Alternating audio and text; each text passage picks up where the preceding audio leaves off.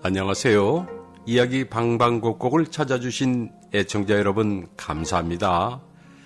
오늘은 기묘한 옛날 이야기 한 편 들려드리겠습니다. 자, 끝까지 애청해 주세요.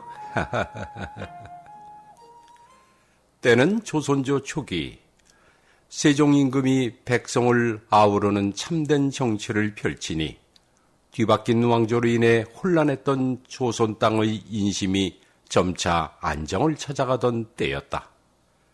경기도 파주 땅 골짜기, 깊은 밤이라고는 하나, 양기라고는 한 점 찾아볼 수 없는 음산한 기운의 터에 조그마한 기아집 한 채가 자리하고 있었다. 희미한 등불에 비치는 들창에는 두 사람의 그림자였다. 다급한 사내의 목소리가 터져나왔다. 나보고 파묘를 하라는 것이요? 이어 늙은이의 목소리가 뒤를 이었다. 호태, 그대라면 능히 할 수 있는 일 아니요? 세간이라고는 하나 없는 방 안에 효남과 호태가 서탁을 앞에 두고 마주 앉아 있었다. 호태가 혀를 차며 효남을 지그시 노려보며 말을 뱉었다. 아닌 밤중에 홍두깨라더니 나를 찾아온 것도 꺼림직한데 느닷없이 무덤을 파달라? 그것도 좌이정 대감이 묻힌 묘를? 그거야 참. 호태의 가당치 않다는 말투에 효남이 호태 쪽으로 상체를 기울며 사정어린 말투로 입을 열었다. 그대가 마음만 먹으면 그까지 무덤 하나 파헤치는 게 뭐가 대수겠소? 좌이정이든 백성이든 죽은 자를 묻는 구덩이는 같은 것이거늘. 그랬다. 호태 이자는 조선 땅에서 악명이 높은 도굴꾼으로 이자가 한번 노린 묘는 단 한 번도 어김없이 도굴되었으며 또한 도굴 방법까지 신출귀몰해서 한 점 흔적조차 남기지 않기에 후손들은 자기 조상묘가 도굴됐는지조차 모르는 경우가 허다했다. 호태가 손을 들어 자신의 턱을 쓸며 짐짓 물어왔다. 그나저나 천하의 풍수지리가요 지관인 효남 선생이 자신이 점지한 묘토를 파묘해달라니 그 연유가 무엇이요? 이 물음에 효남이 한 차례 신음소리만 낼 뿐 쉽게 대답을 하지 못했다. 도굴꾼 호태의 말은 옳았다. 효남이 누구인가? 조선 팔도의 풍수지리가로 명망이 높은 이 사람은 묘토나 집토를 점지하는 직관으로도 이름이 높아 왕가는 물론이요 명사들의 집토와 묘토를 잡아주어 일세를 풍미한 자로 다만 이름은 밝혀지지 않아서 효남이라는 호로 불리우는 늙은이였다. 그런 사람이 자신이 잡아준 묘를 파묘해달라는 부탁은 평생을 도굴꾼으로 잔뼈가 굵어진 호태에게도 납득이 가지 않는 건 당연했다. 효남이 침묵을 깨고 입을 열었다. 까닭은 묻지 마시오. 대신 성사만 되면 내가 모은 전 재산을 주리다. 효남의 이 같은 말에 호태는 호기심 어린 표정을 짓더니 묻는다. 그 묘에 부장품은 있어? 내가 묘토는 잡아주었으나 매장하던 때는 내가 참관을 못해서 잘은 모르나 좌상까지 지냈자니 더러 아끼던 물건을 넣었을게요. 효남이 말을 듣고는 호태가 팔짱을 끼고 눈을 지그시 감고는 심사숙고에 빠져들었다. 이 모습을 지켜보던 효남은 자신도 모르게 온몸을 부르르 떨었다. 40대 호리한 몸매에 백식장같이 파리한 얼굴, 그리고 그의 몸에서 풍겨오는 음산함. 효남은 이리 빨리 성사되어 한시바삐 이 자리를 뜨기만을 바랄 뿐이었다. 이윽고 두 눈을 번쩍 뜬 호태가 입을 열었다. 내가 좀 더 깊이 생각해 보겠소. 당대의 세력가의 콧돌을 건드리는 일이니 내 열흘 안에 확답을 주겠소. 현암은 밤새 걸어 도성 안으로 들어섰다. 길목에 객방이라도 묵어 밤을 보낼 수도 있었으나 현암의 심란한 마음은 편히 몸을 뉘울 수 없는 절박한 심정으로 길을 걷고 있었던 것이었다. 현암은 인근 주막을 발견하고는 들어서서 조촐한 술상을 주문했다. 아침 식전부터 술상을 내온 주모는 이상한 눈으로 현암을 보았지만 현암은 아랑곳 없이 술을 따라 한 잔을 단숨에 들이켰다. 현암은 잔을 내려놓으며 탄식과 함께 중얼거렸다. 허! 나라가 망하게 생겼어, 나라가. 이 무렵 삿갓을 쓰고 행랑을 짊어진 사내 하나가 주막에 들어서고 있었다. 주모, 여기 장국밥 한 그릇 주시오. 국밥을 시킨 사내가 주위를 둘러보다가 홀로 앉아 술잔을 기울이는 현암을 보았다. 사내는 빙긋 웃으며 나직히 중얼거렸다. 식전부터 술이라 해장술을 즐기는 노인네로군. 국밥이 나와 숟가락을 들던 사내가 노인의 탄식 소리를 희미하게 듣고는 노인 쪽으로 고개를 돌리다가 문득 무슨 생각이 들었는지 찬찬히 노인을 뜯어보는 것이었다. 이윽고 한 차례 눈살을 찌푸리고는 자리에서 일어나 현암 쪽으로 가는 것이었다. 현암의 앞에 선 사내는 공손히 물었다. 어르신, 무슨 걱정이 있으신지요? 탄식을 하시기에 엿줍는 것입니다.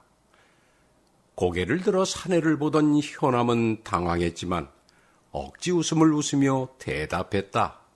허! 내 탄식 소리가 그리 컸소. 허허, 이거 부끄럽소. 집안일 때문이니 괴념치 마시구려. 현암이 말에 사내는 조심스레 속내를 털어놓았다. 실은 소생이 관상을 좀 봅니다만 어르신 음세가 흉하기에. 그럼 관상가시오? 소생 장시영이라고 합니다. 사내의 말에 현암이 크게 놀라며 아니, 일통거사라고 불리는 장시영 선생이란 말씀이요. 현암이 말에 장시영은 껄껄 웃으며 답했다. 하하하, 일통거사는 저작거리에서 말하는 허명에 불과하지요. 현암이 자리를 고쳐 앉으며 통성명을 했다. 나는 풍수지리를 하는 현암이라 하오. 일통거사의 명성은 내 익히도록 알고 있소이다. 현암의 신분을 안 장시영 역시 깜짝 놀라며 절을 하는 것이었다. 현암 선생을 꼭 한번 뵙고 싶었는데 이렇게 만나뵈니 일생의 영광이옵니다. 현암도 황망히 허리를 숙여 맞절을 하니 주막 앞마당 평상 위에서 펼쳐진 당대 기인들의 만남이었다. 현암과 장시영이 마주 앉자 현암이 물었다. 장 선생께서 이 몸의 운세가 좋지 않다 하셨는데 헛말을 하실 리 없고 애군이 꼈다는 말씀이시오. 이때 장사치 일행 여럿이 주막으로 들어서며 왁자지껄거리는 모습에 장시영이 현암을 향해 소근거렸다. 현암 선생, 어디 조용한 곳으로 자리를 옮기십시다. 이리하여 두 사람이 남산골 중턱 평평한 바위 위에 자리 잡고 못다한 이야기를 풀기 시작하는데 이런 말씀을 드리기 송구하오나 현암 선생 앞에 횡사의 기운이 보입니다. 아니, 횡사라면 이 몸이 죽는다는 뜻이구려. 나는 살 만큼 산 목숨이니 지금 죽은들 원통할 것은 없지만 그 죽음의 원인은 어디에 있다 보시오? 장시영은 모르겠다는 표정의 현암 얼굴을 잠시 보더니 침통한 노조로 말하는 것이었다. 그 이유는 모르겠으나 밀고에 의한 것으로 보입니다. 밀고? 네, 밀고입니다, 현암 선생. 현암은 모르겠다는 얼굴로 헛웃음을 하며 말했다. 그거 참 모르겠군. 내가 역적질을 한 것도 아니고 그렇다고 누굴게요. 도적질을 한 것도... 여기서 말을 끊은 현암이 자리에서 펄떡 일어서며 잠시 생각에 잠기더니 침울하게 중얼거렸다. 그렇다면 그 자가... 이 모습을 본 장시영이 급히 물어왔다. 현암 선생, 혹 뭔가 잡히는 거라도 있습니까? 나를 밀고 한다면 그 자밖에는 없을 터. 허망해하는 현암을 보던 장시영이 현암의 손을 잡아 진정할 것을 권하며 이렇게 물었다. 현암 선생, 고정하시지요. 그리고 결례가 안 된다면 얽힌 사정을 듣고 싶군요. 혹 그 속에 애군을 피할 수 있는 방도가 있을 수도 있으니까요. 현암이 자리에 펄떡 주저앉으며 지난 일을 더듬어 풀어가기 시작했다. 그러니까 꼭 5년 전의 일이 올시다. 당시 경기도 관찰사로 있던 김응서 대감이 나를 부른다 하여 찾아간 것이 발단이요. 현암의 말은 이러했다. 경기 가명으로 찾아가 배알한 김흥서 관찰사는 은밀히 부탁하기를 자신의 묘토를 잡아달라는 것이었다. 세도가들이 원하는 묘택이란 주변 경치는 말할 것도 없고 자자손손 부귀영화를 누릴 수 있는 길지를 원하는 것이면 김응서도 예외가 아니었다. 현암은 그 길로 길지를 찾아 경기도와 충청지방까지 떠돌기를 6달. 어느 날 과천에서 길을 열어 청계산을 헤집다가 어느 산봉우리 중턱에서 그만 털썩 주저앉고 말았다. 천하의 길지를 찾은 것이었다. 현암이 정신을 차리고 다시 한번 주변 경치를 살피니 좌청룡 우백호가 포근하게 감싸 바람을 막아주고 있으면 물론이고 산맥에서 형성된 강한 용맥이 무덤터까지 뻗어져 내려와 기운이 힘찼으며 금상첨화로 전면에 조그마한 연못이 보이니 이는 용맥의 전진을 막아 생기누설을 막는 역할을 하므로 후손들에게 발복 효염을 갖게 하는 명당 중에 명당이었던 것이다. 현암은 자신이 찾은 묘택 자리에 엎드려 큰 절을 올리며 외쳤다. 이 자리는 나라를 구하고 반석 위에 올려놓을 영웅을 배출할 자리다. 영웅을. 이 소식을 관찰사 김응서에게 전하자 김응서는 크게 기뻐하며 치화와 함께 두둑한 살해금을 하사하기에 인색하지 않았다. 그 후 4년 후 좌의정으로 승차해 의정부에 봉직하던 김응서가 죽으니 청계산 바로 현암이 찾아준 묘택에 안장되었다. 그러나 당시 현암은 부산 동네에 머물고 있었던 관계로 김응서 창내에는 참여치 못했었다. 석 달 전 한양으로 올라온 현암은 짬을 내어 청계산을 올랐다. 이는 장래에 참여치 못한 결례에 대한 사과의 뜻도 있었지만 다시는 찾기 힘든 명당 중 명당인 묘지의 기세를 다시 한번 보고자 하는 마음이 더 컸다.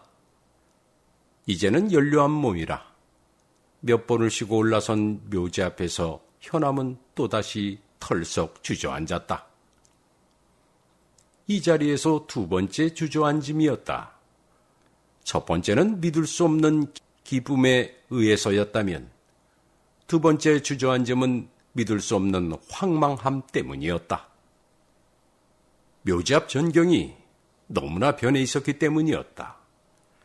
좌청룡 옆구리 날개 쪽은 허물어져 토사와 돌덩어리가 굴렀고 용맥을 막아주던 연못은 마치 도도히 흐르는 강줄기처럼 넓은 내로변에 양의 기운이 충만한 것이 아닌가. 현암은 그 처참한 지형을 보고 또 보다가 마침내 그 자리에서 기절하고 말았던 것이다. 현암의 긴 이야기를 듣던 장시영이 물었다. 헌데 지형이 어쩌다 그리 변한 것이온지요? 천재지변이지요. 작년 장마 때 폭우를 동반한 태풍이 원인이었다오. 물을 머금은 산이 산사태로 이어졌고 흘러내린 토사가 흐르던 내를 메웠고 갈 곳 없는 물이 멀쩡한 들판을 내로 만들었구려. 현암 선생, 그건 천재지변으로 인한 지형 변화이니 선생께서 한탄할 일은 아니지 않습니까? 현암이 한숨을 내쉬며 입을 열었다. 일통거사, 내가 탄식을 하는 이유는 따로 있어. 그 지형 변화에 의해 나라가 결단나게 생겼단 말이오. 네? 아니, 현암 선생, 나라가 결단나다니요.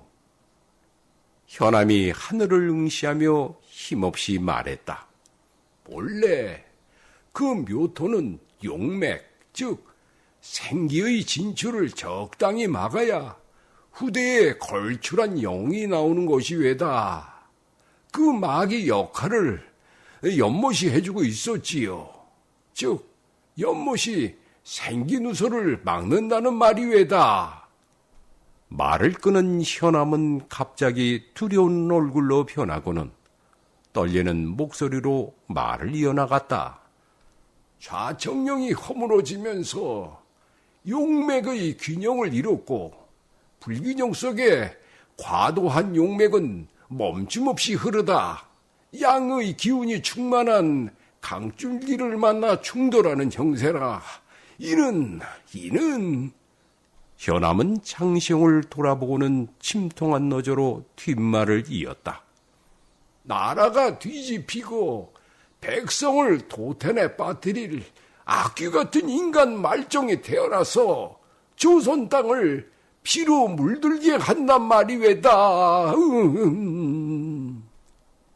현암의 이와 같은 말에 장시영도 놀라 입을 다물지 못했다. 그리고는 수궁이 간다는 듯 고개를 끄덕거렸다. 우주의 기운과 자연의 이치를 담아 앞날을 내다보는 예지력은 두 사람이 일맥상통하는 것으로 현암이 땅을 근거로 길, 흉, 화, 복을 점친다면 장시영은 사람의 얼굴과 신체로 점을 치기 때문이었다. 장시영이 침통하게 입을 열었다. 그렇다면 발복을 막아 이 사태를 차단하는 길뿐인데. 맞소이다. 천인 공노할 짓이나 무덤을 파헤쳐야지요.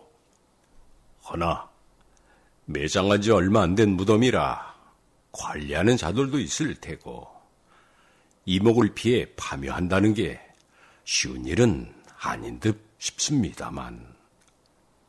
현암이 장시영을 돌아보며 나직히 말을 이었다. 귀신같이 해낼 놈이 있지요.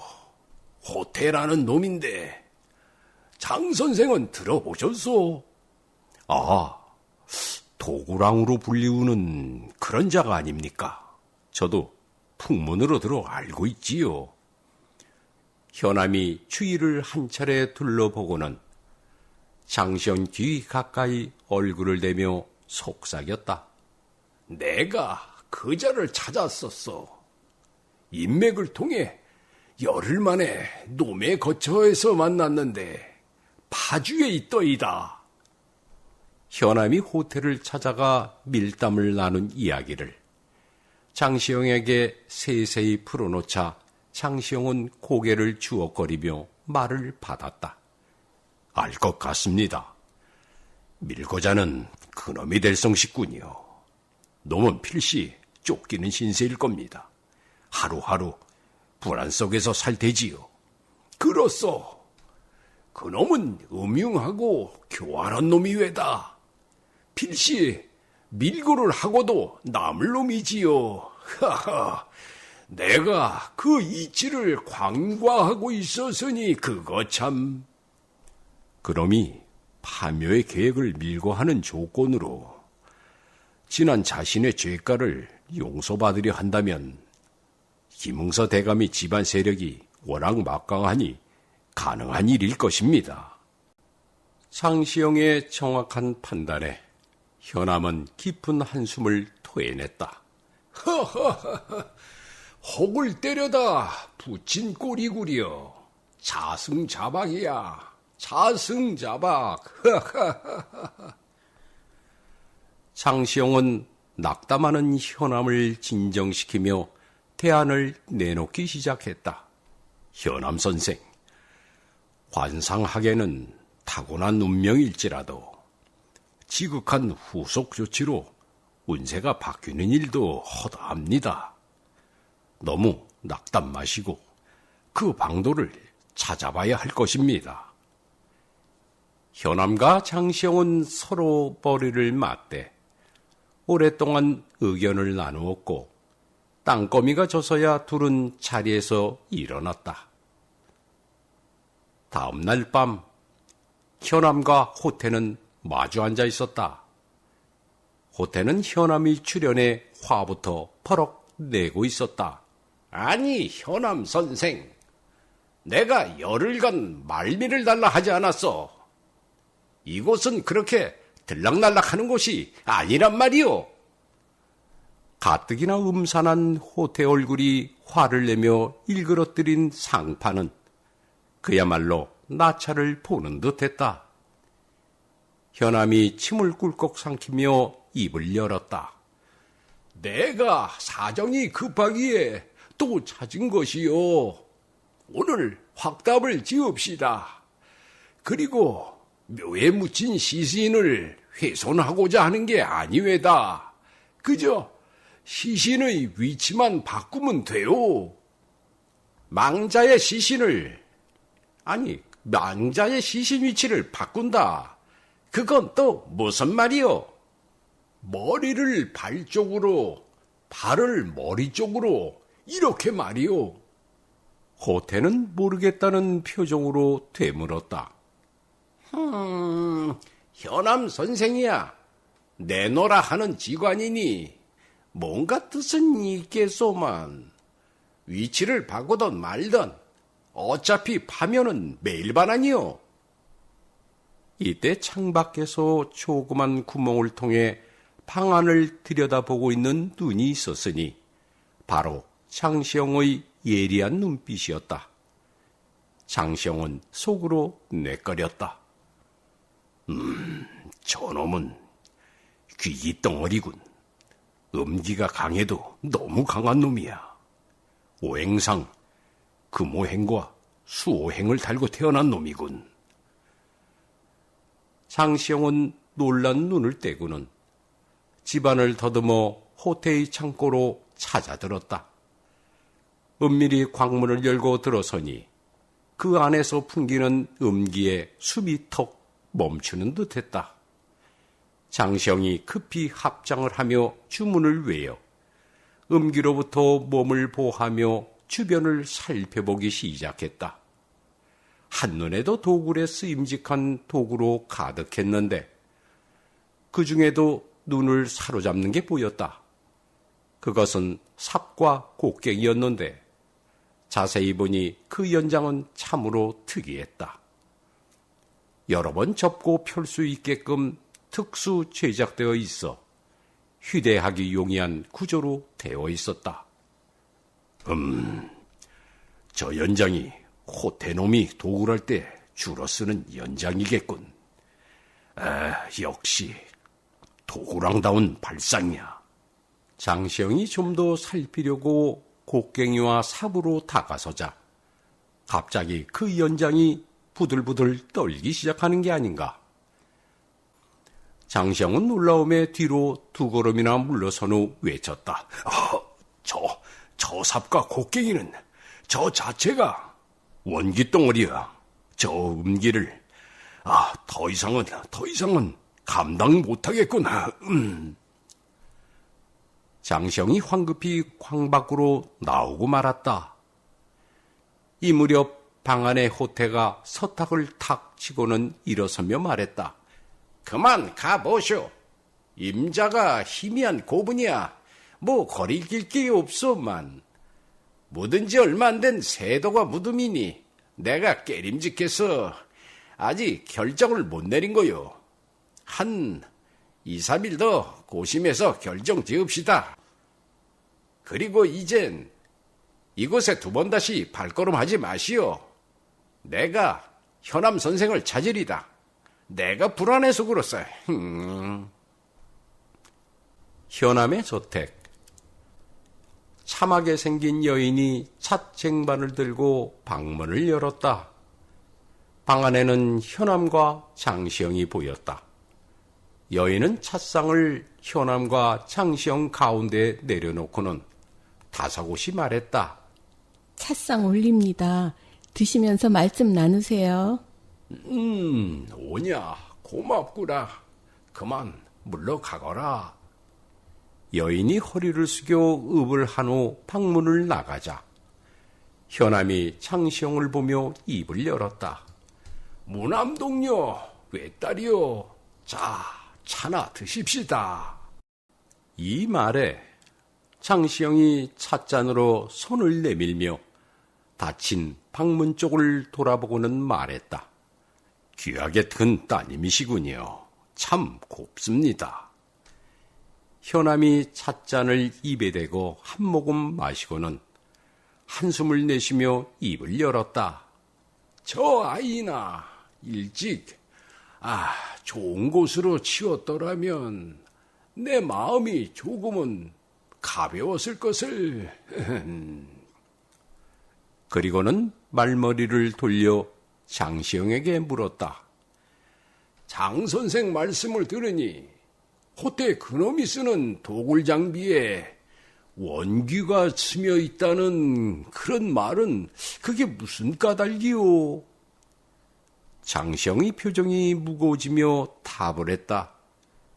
그 연장으로 수많은 무덤을 파헤쳤을 때니 잠자던 영혼들의 잠을 회방한 셈 아니겠습니까?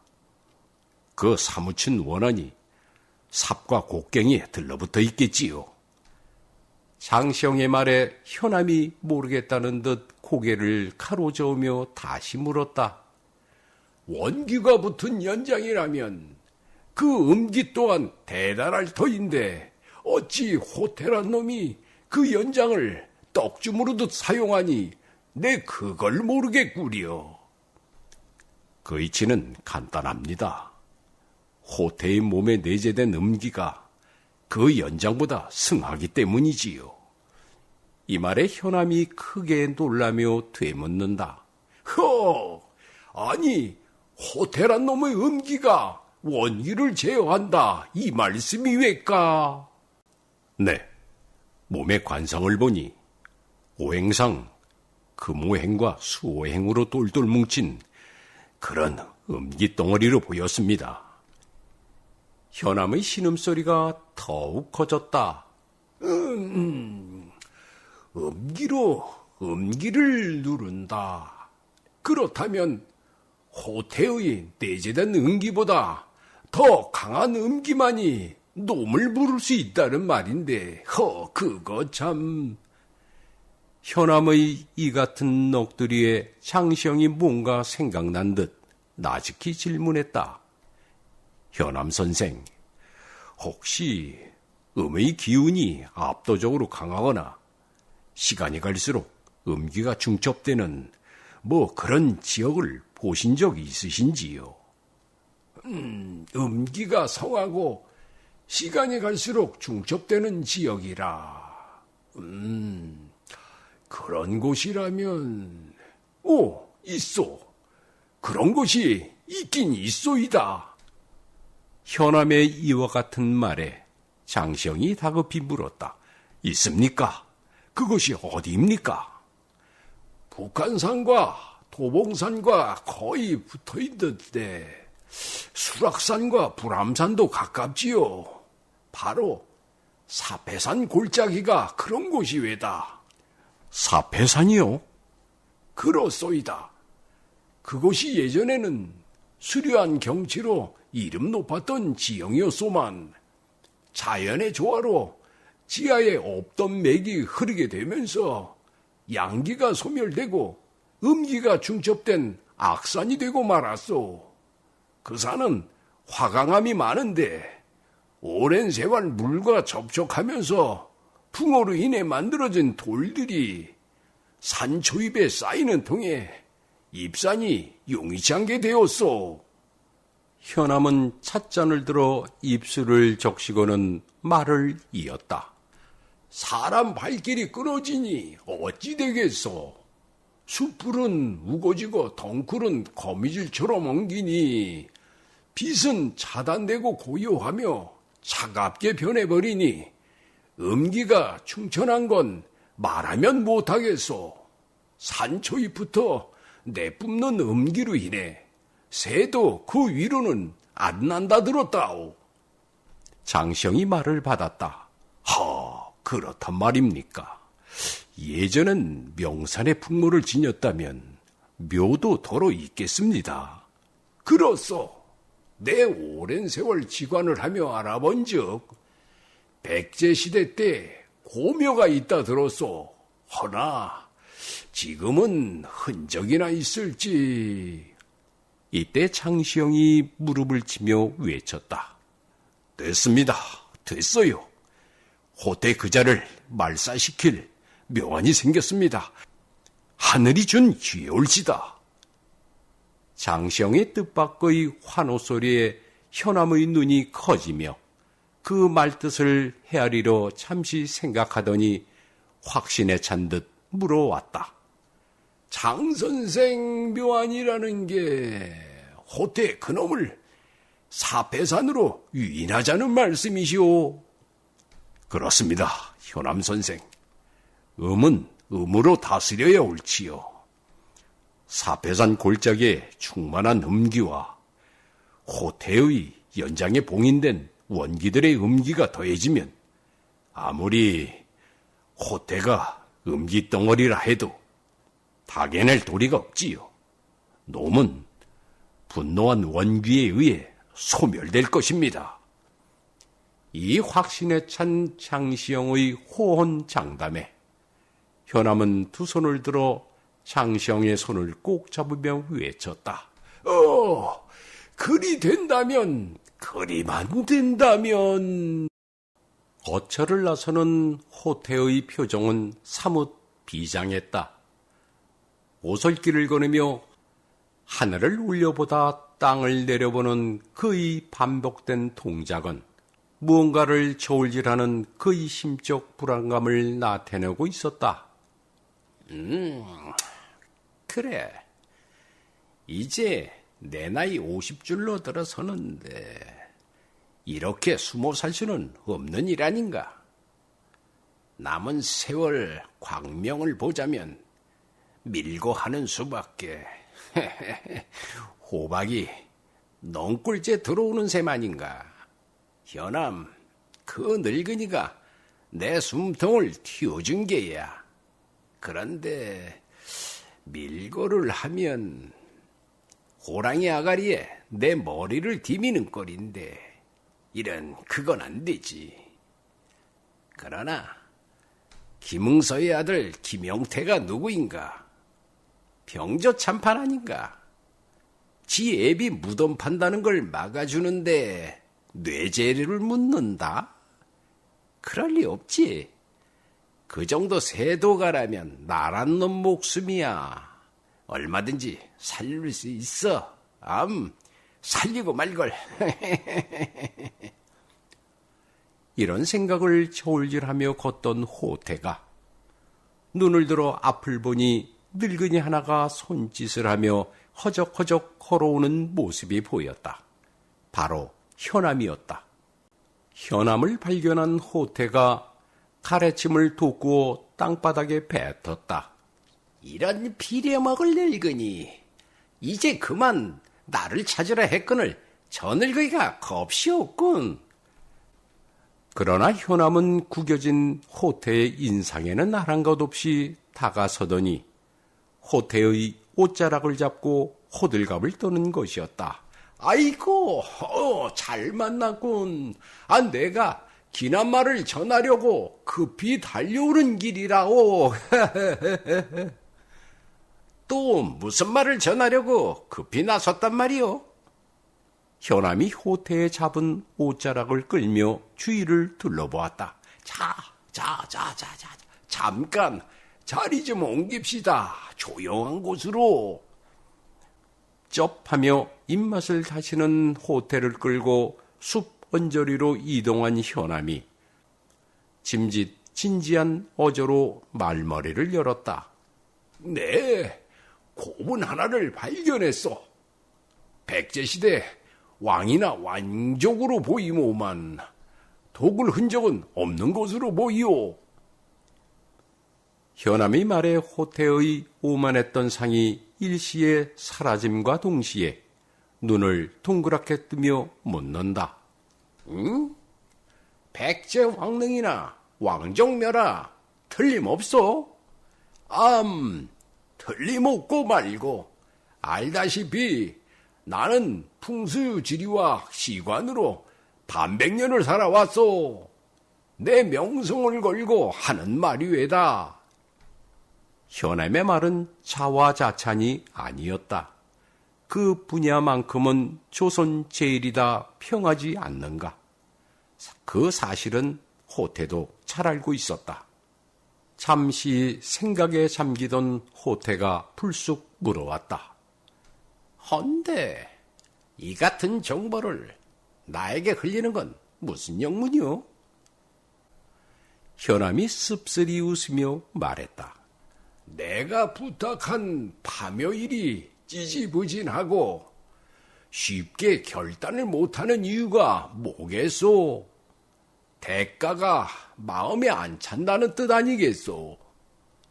내가 지닌 건 한정이 있고 더 줄 게 없으니 어쩌겠소? 이런 물건이라도 줘야 빨리 결말을 짓겠기에 이러는 것이 왜다? 현암이 한 차례 침을 삼키고는 말을 이었다.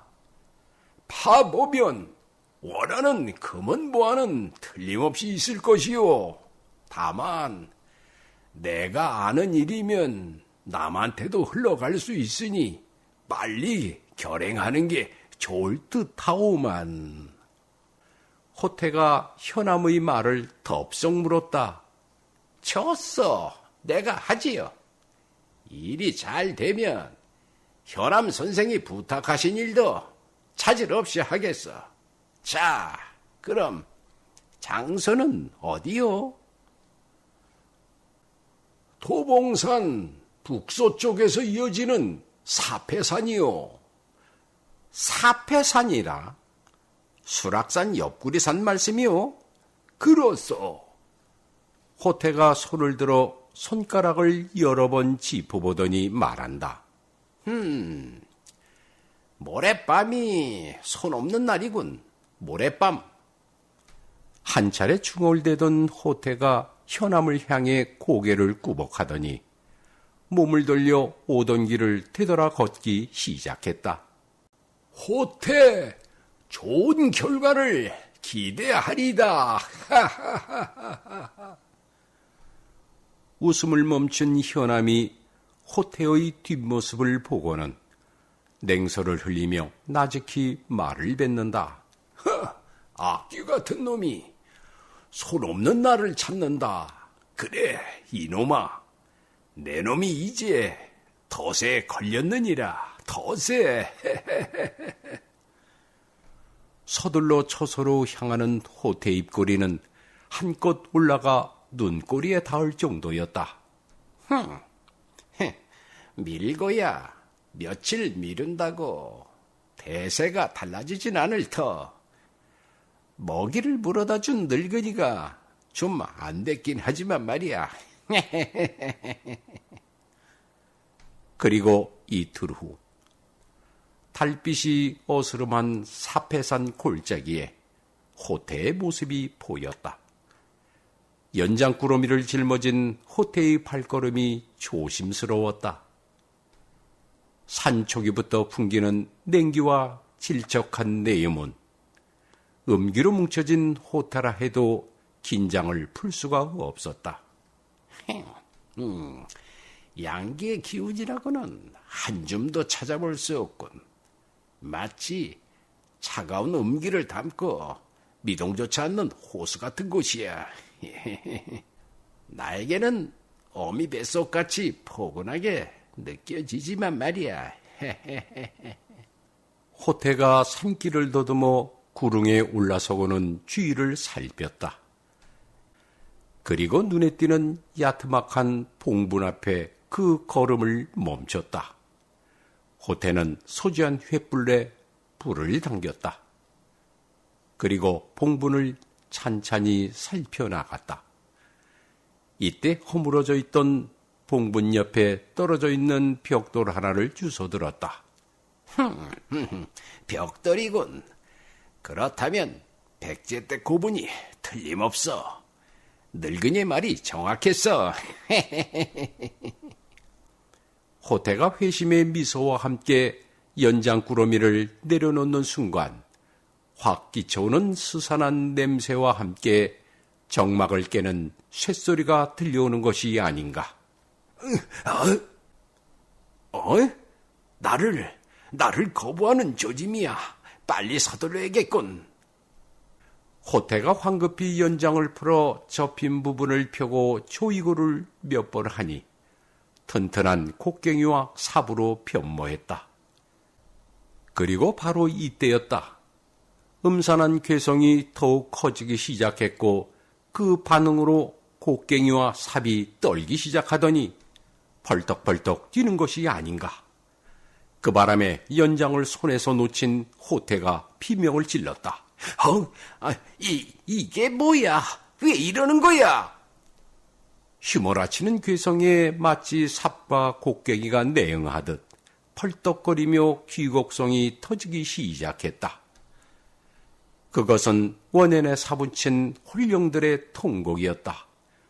호태는 정신이 빠져 뒤로 주춤거리다 엉덩방아를 찢고 말았다. 이게 어찌된 일이야? 어찌 이런 일이?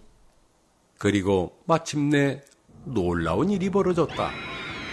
짙은 안개가 휘몰아치며 형태가 분명치 않은 홀령들의 모습들이 현신하는 게 아닌가. 수십이나 되는 원원들이 호태를 둘러싸기 시작했다. 원원들의 두 눈은 붉게 타고 있었고 두 손을 들어 호태의 목을 조이려 다가서고 있었다. 호태는 뒤돌아 뛰기 시작했다. 저리 비켜! 뛰는 호태의 뒤를 쫓는 원기들의 귀곡성이 골짜기를 메아리쳤고 쫓기던 호태는 발을 헛딛고 절벽 밑으로 떨어져 갔다.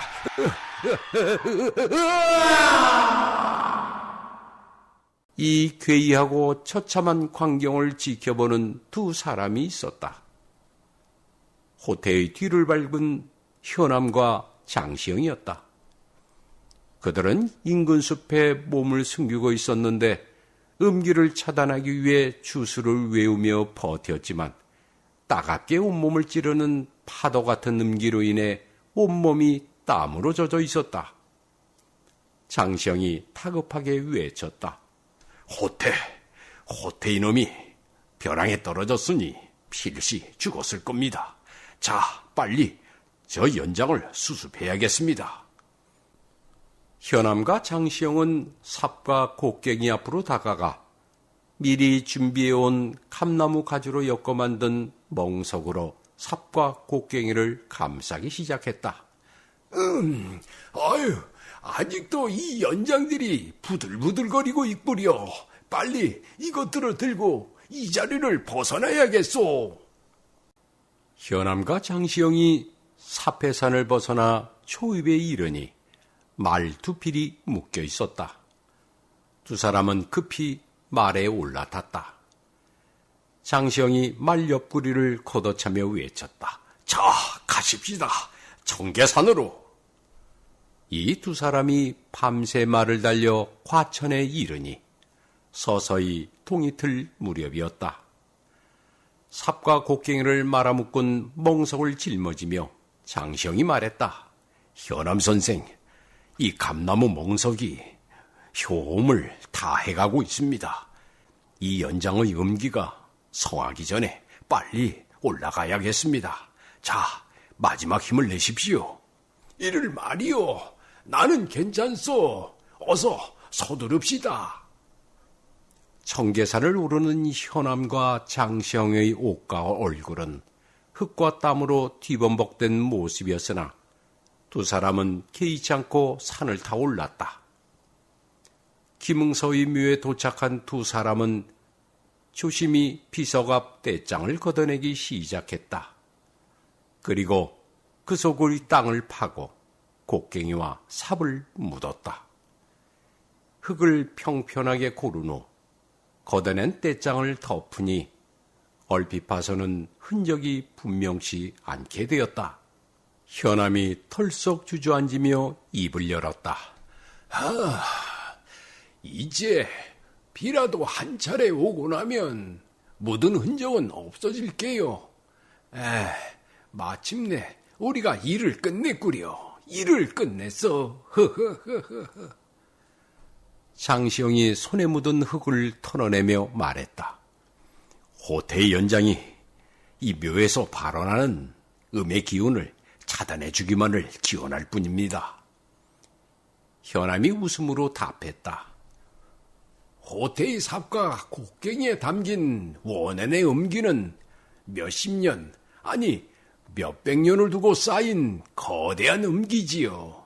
이제 막 발원하는 이 묘토의 기운으로는 감히 감당치 못할 큰 기세가 된 셈이지요. 이어 현암이 김응서 묘를 쓸어보며 말을 이었다. 이제 이 묘는 그저 평범한 무덤에 지나지 않게 되었다는 그런 말씀이외다. 장시영이 자리에서 일어나며 말했다. 자, 현암 선생, 이제 그만 이 자리를 떠야겠습니다. 해가 더 뜨기 전에요. 그럽시다. 남의 이목에 띌 수도 있으니. 두 사람이 산을 벗어나 한적한 오솔길로 접어들었다. 우리가 나라를 구한 셈이요. 지금의 이 태평성대가 이어질 수 있도록 말입니다. 우리가 겪고 행한 일을 그 누가 알아주겠습니까마는 나라의 안녕이 이루어진다면 두 다리 쭉 뻗고 잘 수 있으니 그것 하나면 족한 일 아니겠습니까? 암요, 그렇고 말고요. 알아봐 달라 한들 그 누가 우리 말을 믿겠소? 아니 그렇소. 아이고, 그나저나 피차 옷골이 말이 아닙니다. 어디 객점이라도 들어야겠습니다. 조반도 해결하고요. 그럽시다. 이거 밤새 뛰었더니 배창자가 비어 이 늙은이 허리가 더 꼬부라지는구려. 마침 힘차고 밝은 해가 떠오르니 아침 햇살을 받으며 웃고 농을 치는 두 사람의 발걸음이 마냥 가볍기만 했다. 네, 네, 이야기는 여기서 끝나지요. 아유, 제가 목이 쉬었습니다. 재밌게 들으셨나요? 네, 구독과 좋아요, 댓글은 이 만담꾼 목소리에 힘을 실어준답니다. 네. 자, 다음 시간은 좀 더 재미있는 이야기를 가지고 만나 뵙지요. 그럼 만담꾼 이만 물러갑니다.